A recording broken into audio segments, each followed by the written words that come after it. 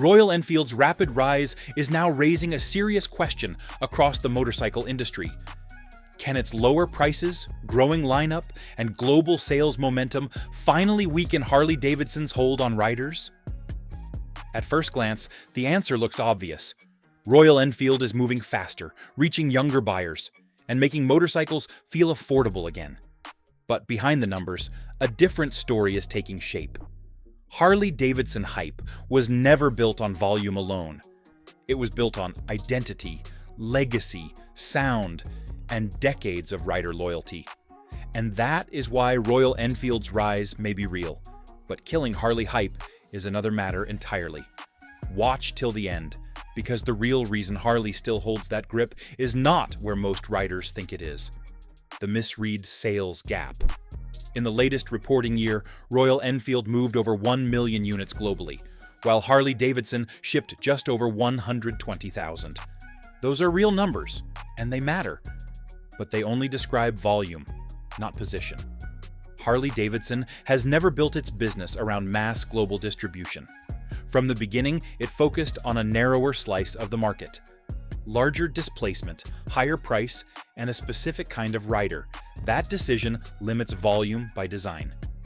You cannot compare a brand built for broad accessibility with one built for selective ownership and expect the same output. Think about where those units are going. Royal Enfield sells heavily into regions where motorcycles are daily transportation: commuting, short-distance travel, and entry-level ownership.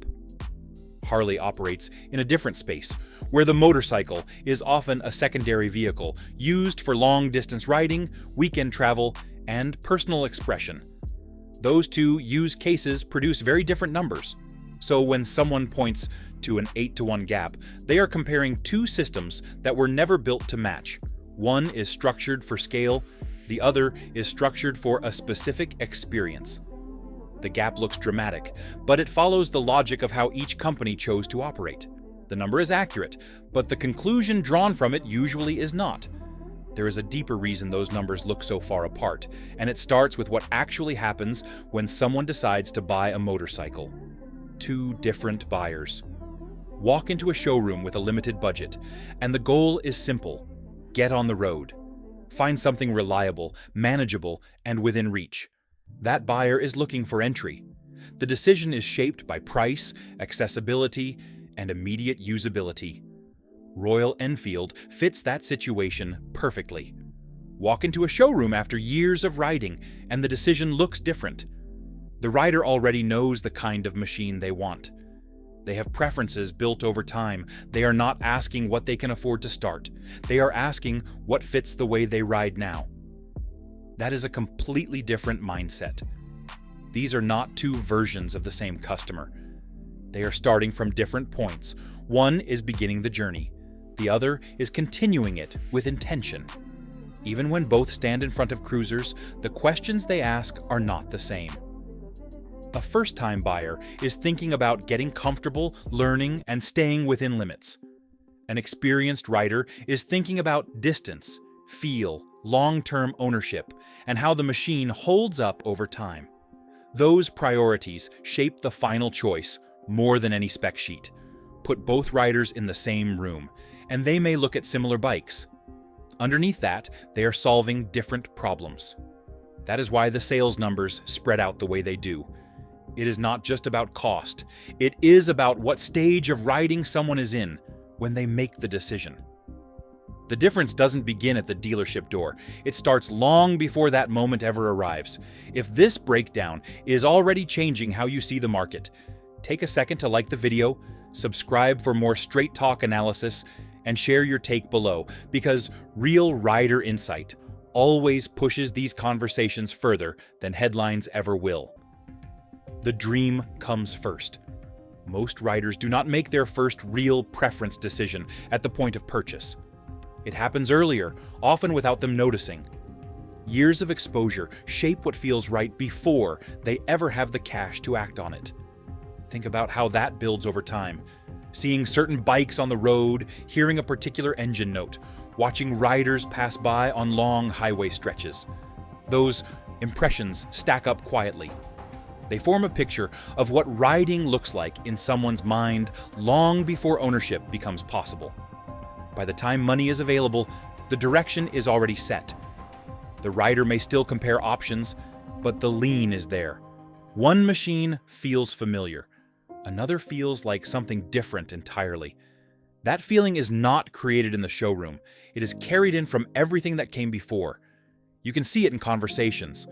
Some riders talk about getting on the road as soon as possible. Others talk about waiting until they can get the bike they have always pictured. Those are two separate tracks, and they rarely cross. That early shaping explains why certain buyers never even consider switching paths. It is not about rejecting one brand over another. It is about following something that was formed over time. Once that direction is set, it is hard to redirect it with price alone. From there, the broader market starts to make more sense. Growth is not takeover. Royal Enfield's growth is real. More riders are entering the market, and many of them are choosing accessible machines that get them started quickly. That expansion increases total volume, and it shows up clearly in global sales. At the same time, existing riders who have been in the saddle for years are not suddenly shifting direction in large numbers. They continue along the path they were already on. Their choices are guided by experience, not just availability. That keeps them within a different lane. What you end up with is two streams moving forward at the same time. One brings new riders into motorcycling through affordability and simplicity. The other continues to serve riders who are already committed to a certain kind of ownership and riding style. Both streams grow, but they do not replace each other. That is why the idea of one brand taking over the other does not hold up under closer inspection. Growth in one segment does not automatically erase another segment. It expands the overall market instead of collapsing it into a single path.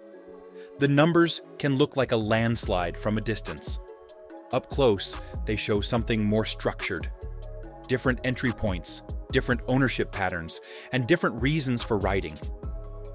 Once you see those lines clearly, the myth starts to fall apart on its own. Cheap starts it. A lower price grabs attention fast. It lowers the barrier, removes hesitation, and makes the decision feel easier in the moment. For someone looking to start riding, that matters. It gets the bike out of the showroom and onto the road. That is the job price is supposed to do, and it does it well. What it does not do is build long-term attachment. After the first few months, the focus shifts. The rider starts thinking about comfort, distance, and how the bike fits into their routine. That is when the initial decision gets tested. The question changes from, "Can I afford this?" to, "Do I want to stay on this?" You can see this pattern in real ownership cycles. First bikes come and go quickly. Riders learn, adjust, and start looking for something that fits better. The early choice was about access. The next choice is about staying power. Those are not the same decision. Dealers see it every season, trade-ins from riders who bought at the lower end and are already thinking ahead, not because the bike failed them, but because their expectations changed. Riding exposes what matters over time, and that is where price alone runs out of influence. Once that shift happens, the next step is rarely about going cheaper. It moves in a different direction entirely. That movement becomes clearer the moment riding stops being a solo activity. A single ride can change how everything feels after that. The group ride shift. Riding alone teaches control and awareness. Riding with others introduces something else entirely. The first time a rider joins a group for a proper run, the experience changes shape. The pace, the spacing, the shared stops along the way. It becomes less about the machine and more about how the ride unfolds. Miles covered together carry a different weight. Conversations at fuel stops, adjustments on the side of the road, and the rhythm that builds between riders over distance. That environment creates a sense of connection that does not exist when riding solo. It is not something you read about, it is something you feel. That shift affects how the bike is seen. It is no longer just a tool for getting around. It becomes part of a shared experience, the way it handles over distance, the way it keeps pace, the way it responds under load. All of that starts to matter in a new way. Over time, those shared rides build familiarity and preference. Riders begin to notice what works well in that setting and what does not. That awareness feeds directly into the next decision they make about their machine. The longer the rides get, the more those details stand out. What feels fine for a short trip can feel very different after a full day on the road. Distance has a way of revealing what really works. Distance exposes everything. Short rides can hide a lot. A quick loop through town or a short commute does not fully expose how a bike behaves. Stretch that ride into hours on the highway, and the differences become obvious. Stability, weight distribution, and how the machine holds its line start to matter more with every mile. At highway speeds, the way power is delivered changes the experience. Smooth, steady torque makes long stretches easier to manage. The rider is not constantly adjusting or correcting. The bike settles into a rhythm that reduces effort over time. That kind of consistency becomes valuable on longer routes. Comfort also moves to the front. Seat position, reach to the bars, and how the suspension handles uneven surfaces. Small discomforts grow over distance. What feels acceptable for 30 minutes can become a problem after several hours. Riders learn quickly which setups they can live with and which ones wear them down. Those lessons stick. They shape expectations for the next machine.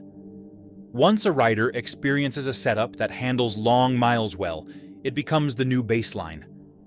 Going back to something less capable in that environment feels like a step in the wrong direction. That progression leads directly into the next phase of ownership. It is not about starting over. It is about moving forward. And that forward motion rarely reverses. Moving up sticks. Riding tends to follow a pattern. Early stages are about learning and gaining confidence. After that, the focus shifts to refining the experience. Better comfort, better control over long distances, and a machine that matches how the rider now uses it. Each step builds on the last. As riders move into larger, more capable bikes, their expectations rise with them. They get used to certain levels of stability, power delivery, and overall feel. Those traits become part of what they consider normal. Dropping back down from that point is not appealing because it removes things they have come to rely on. Ownership history shows this clearly. Riders who step up into heavier touring machines or more established platforms tend to stay in that range. They may change models, adjust setups, or try different variations, but they remain within that level of commitment. The direction stays consistent. That is not about rejecting other options. It is about aligning with what works after years of experience. The bike becomes tied to how the rider actually uses it, not just how it looks on paper. Once that alignment is found, there is little reason to undo it. This is where long-term patterns form. Entry-level decisions get riders started. Shared miles shape preferences. Distance exposes strengths and weaknesses. Progression locks in expectations. By the time all of that settles, the path is already set, and it does not easily turn back. Built for different roads. Some companies are designed for reach. They build for wide distribution, multiple regions, and a broad range of riders. Their goal is scale, and everything in their structure supports that. Production, pricing, and product mix all point in the same direction: more units, more markets, more accessibility. Other companies follow a narrower path. They accept lower volume as part of how they operate, higher price points, heavier machines, and a specific type of rider naturally limit how far they can spread. That limitation is not always a failure. In many cases, it is a deliberate choice tied to what the brand represents. Look at how those two approaches behave under pressure. A mass-market brand pushes harder into new regions and entry-level segments to keep volume high. A more focused brand adjusts within its existing base, often protecting margins and maintaining a certain standard rather than chasing every possible sale. The numbers respond differently because the strategies are different. When volume drops in a broad market system, it usually signals a loss of reach. When volume shifts in a narrower system, it can reflect adjustments inside a smaller, more defined group of buyers. Those movements are not identical, even if they look similar on a chart. That difference becomes more visible when you look at how availability shapes perception in the real world. Rarity has weight. Something you see everywhere blends into the background. It becomes familiar, expected, and easy to overlook. That is the trade-off that comes with wide distribution. The product is accessible, but it loses some of its distinct presence simply because it is common. Less common machines carry a different kind of weight. When a bike is not on every street corner, it stands out more when it does appear. Riders notice it. Conversations start around it. The lack of constant exposure gives it a stronger presence in the moment it is seen. This effect shows up in everyday riding. Pull into a crowded lot filled with similar machines, and one that is less frequently seen draws attention without trying. It is not about better or worse. It is about how often it appears and how that shapes the reaction. Accessibility plays a direct role here. When something is harder to obtain, whether through price or limited distribution, it gains value in the eyes of those who want it. That value does not come from marketing language, but from how often the object appears in real life.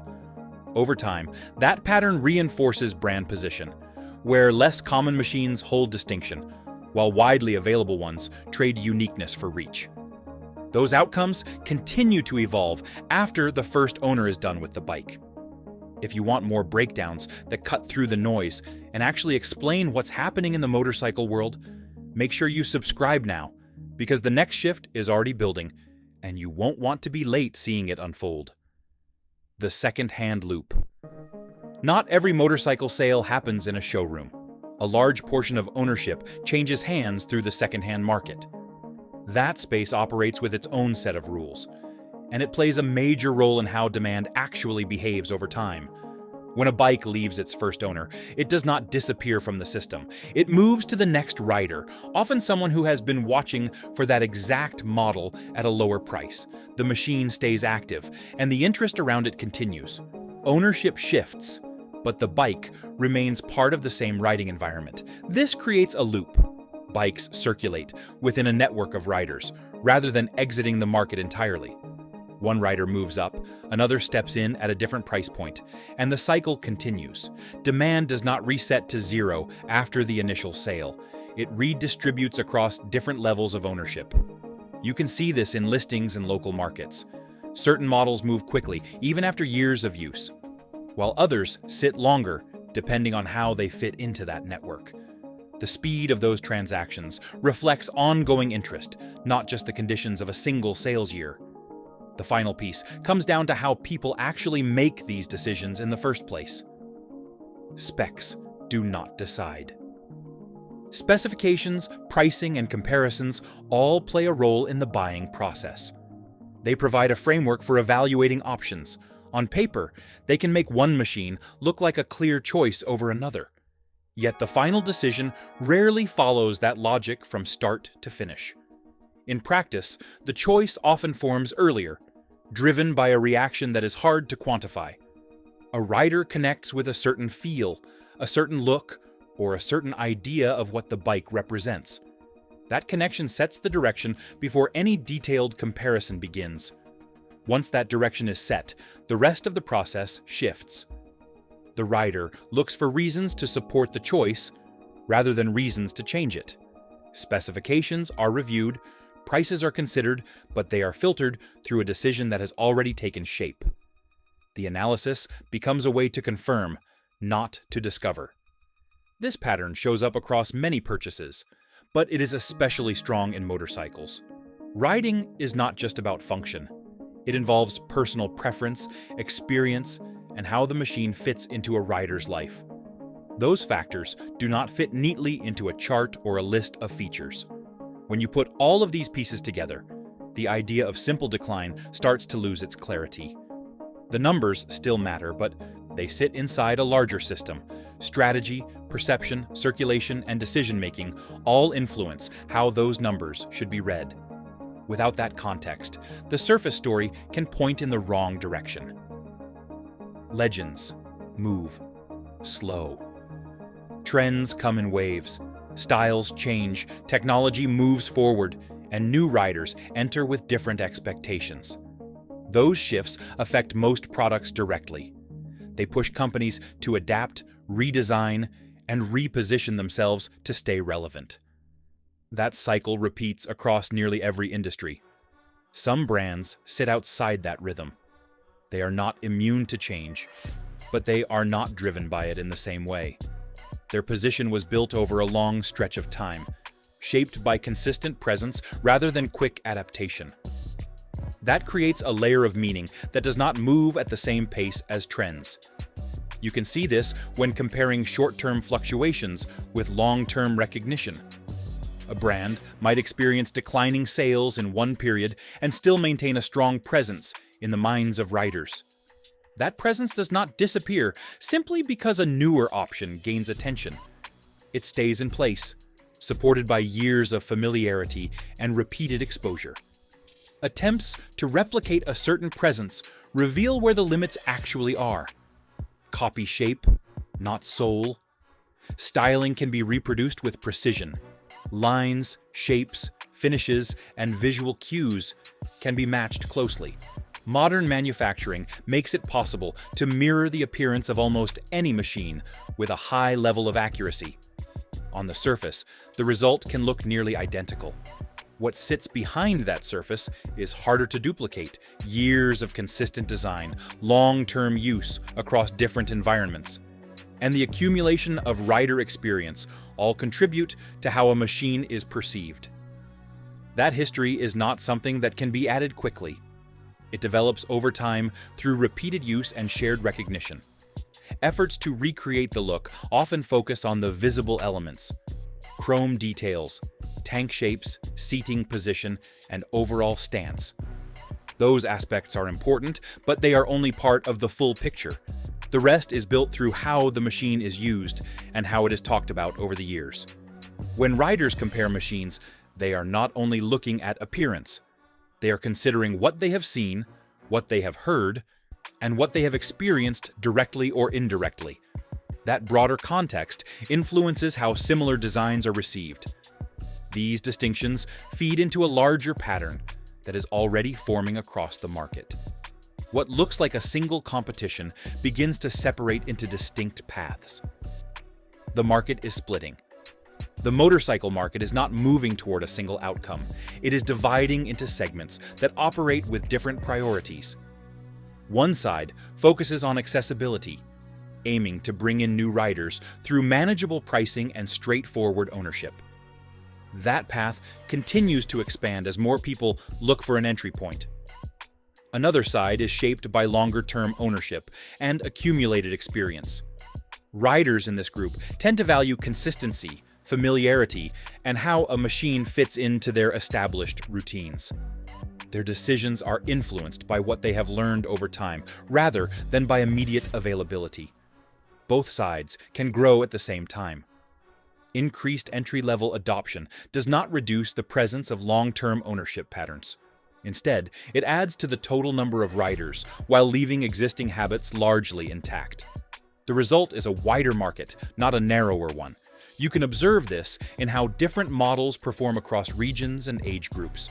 Some gain traction quickly among new riders, while others maintain steady demand among those who have been riding for years. The overlap between these groups is limited because their needs and expectations are different. Success does not always require being the largest presence in the field. A different kind of stability operates at this level. Harley need not win. In many industries, the goal is clear: increase volume, expand reach, and capture as much of the market as possible. Growth is measured by how much larger a company becomes compared to its competitors. That approach works well for products designed for broad adoption. At a certain level, a different model applies, A brand can remain stable without dominating total volume. It can operate within a smaller but consistent base of users who continue to choose it over time. That base provides enough support to maintain production, presence, and recognition without requiring constant expansion. This kind of stability relies on continuity. Riders return to the same platform, recommend it within their circles, and keep it active through both new purchases and secondhand transactions. The brand remains visible, even if it does not lead in overall numbers. Longevity works differently in this context. It is not driven solely by growth rates or market share. It is sustained by ongoing engagement from a committed group of users who continue to find value in what the product offers. That engagement does not need to be universal to be effective. That is where the earlier comparison begins to settle into place. The gap in numbers remains real, but it sits alongside a structure that supports different outcomes. Once those underlying mechanics are understood, the expectation of a complete takeover becomes harder to justify. Royal Enfield is rising fast, but Harley-Davidson hype was never built on sales numbers alone. It was built on sound, loyalty, road culture, and decades of riders chasing something bigger than cheap transportation. The market may be shifting, but that does not mean the legend disappears overnight.